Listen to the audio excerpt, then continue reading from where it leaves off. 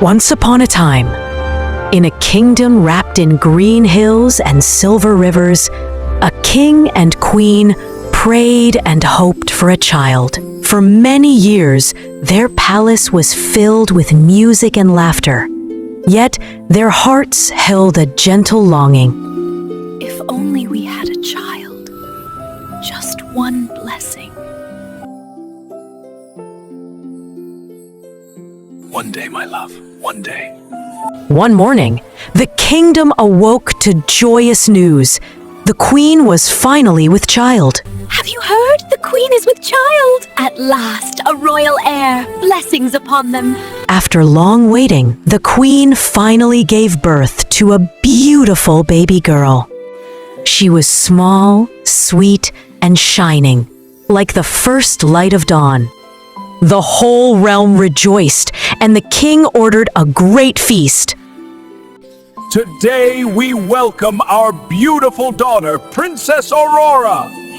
Decorate every hall, prepare a great feast, and invite the whole kingdom. Let the festivities begin. To honor the child's birth, the king and queen invited all the nobles of the land and the 12 wise fairies, keepers of ancient blessings.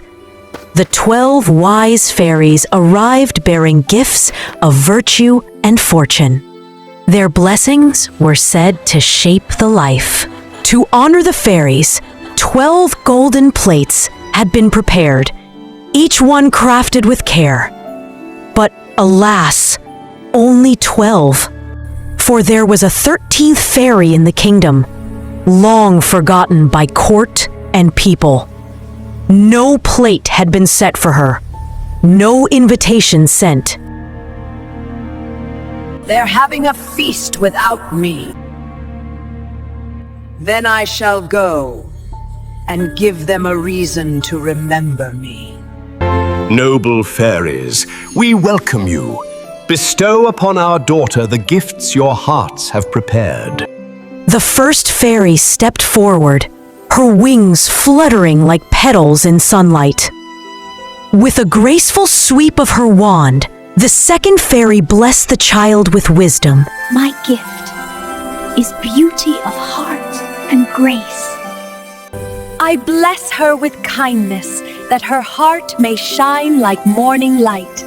One by one, the fairies offered their gifts: virtue, kindness, generosity, song, dance, wisdom, and joy. But as the 12th fairy raised her wand, a strange stillness swept across the hall.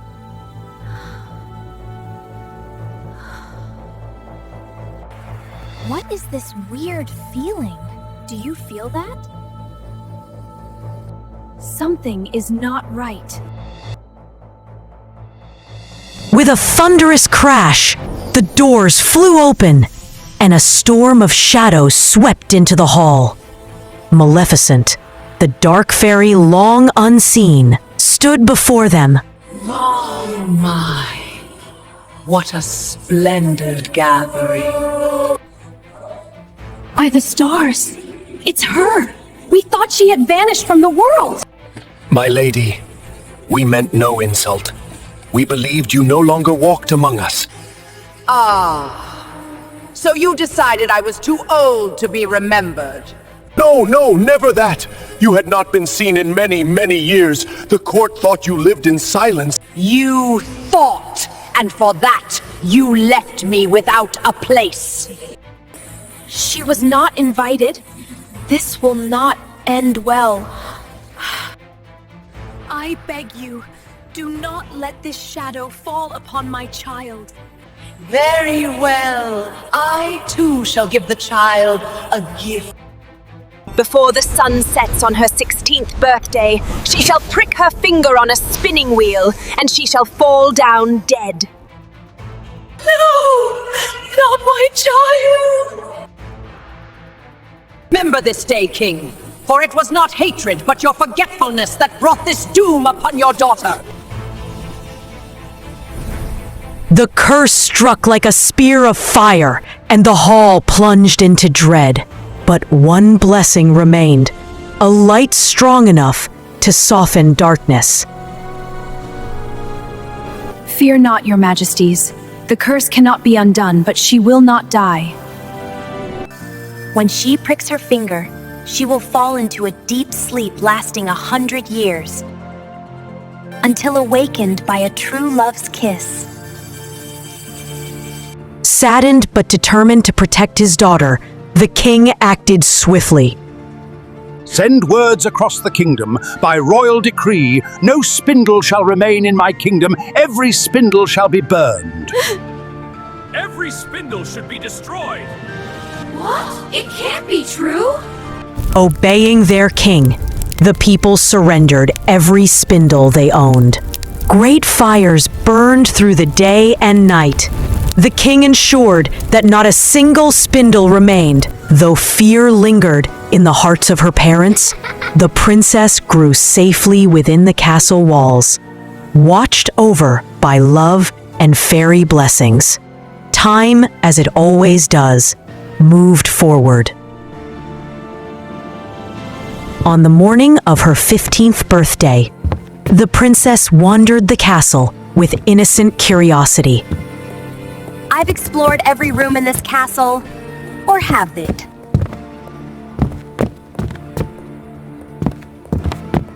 Hidden behind a hanging tapestry, she found a staircase she had never seen before. Driven by the carefree spirit of youth, she climbed, step after step, higher and higher. At last, she reached a small, forgotten room, one no one else had seen for many years. There, in the lonely tower, sat an old woman, spinning with the last spindle that remained hidden from the world. The princess had never seen such a thing before. The turning spindle mesmerized her. What are you doing? What is that? This is how we make thread, my dear. It's called spinning. It looks beautiful. May I try? Oh, what, my dear? Entranced by the glowing spindle's motion, the princess reached out to touch it. The moment she touched it, the curse was fulfilled. She fell into a deep, enchanted sleep. Heavens, what have I done? At that very moment, the good fairy, who had softened the curse years before, appeared in the tower. To protect the princess from waking alone, the fairy gently sent a soft magic through the castle, and one by one, everyone inside began to sleep. The king and queen, the servants, the guards, and even the animals, all grew still and silent. Soon, the entire castle rested in the same peaceful slumber, waiting for the day the princess would awaken. The fairy gently lifted the sleeping princess and carried her through the silent castle. She placed her in the most beautiful room, where she would sleep peacefully until her true love finds her. You are not alone, my child. The whole kingdom will sleep beside you until love breaks the curse. To protect her further, the fairies enchanted the castle. A forest of thorns grew, tall, fierce, and impassable. And so, the castle lay forgotten, asleep for 100 years. Years passed quietly. In the villages, tales spread of a beautiful princess who slept. And far beyond the forest, a princess sleeps, guarded by magic, waiting for the one destined to awake her. Hidden in a castle surrounded by thorns. Years drifted by like fallen leaves. Seasons passed. Brave young men, seeking glory or driven by pride, rode to break through the hedge. None returned. Inside the castle, time remained still. The princess slept peacefully, untouched by the changing world. But destiny was already moving toward her. Many years later, long after the knights who sought glory had perished in the thorns, a young prince, traveling through distant lands, stopped at a humble inn near the edge of the great forest. There, at the crackling fireside, he heard a tale told by an old man with a voice rough as bark and eyes dimmed by age. What were you saying? A princess? Aye. A princess of great beauty, cursed to slumber for 100 years. The castle lies behind a hedge of thorns thicker than a fortress wall. Many have tried to pass, none have returned. I'll find her no matter what forest or thorns lie in my way. The old man watched him, astonished, as the prince mounted his horse and rode toward the hedge, toward a kingdom forgotten by time. The forest was impassable, thick with thorns, yet the prince's courage would not let him turn back. The moment he neared the monstrous thorns, something strange happened. The hedge began to bloom. The thorns, they're moving aside.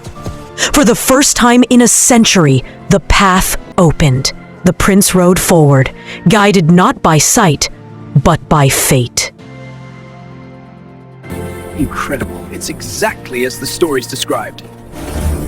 The prince walked through the deserted courtyard, where guards stood frozen in place. A whole kingdom asleep, untouched by time. He entered the great halls, and a strange wonder filled him. At last, the prince climbed the winding steps of the tallest tower, drawn by a pole he could neither see nor explain. And there she lay, the beautiful princess, asleep as if in a perfect dream. My princess. At last. With heart full of love, he leaned forward and gave her a soft kiss. And with the kiss of true love, the long silent spell broke. Where am I? You are with me, I've come to you. And Princess Aurora drew her first breath of life after 100 enchanted years, as her eyes opened to the world restored. The spell that bound the kingdom began to crack like ice under morning sun. Light returned to the castle, step by step, breathing life into hallways silent for 100 years. And the castle, once bound in silence, breathed again, as love awakened not only the princess, but every heart that had slept with her. The prince and princess were wed with every blessing. The kingdom rejoiced for days, celebrating their union. And from that day forward, they lived happily ever after.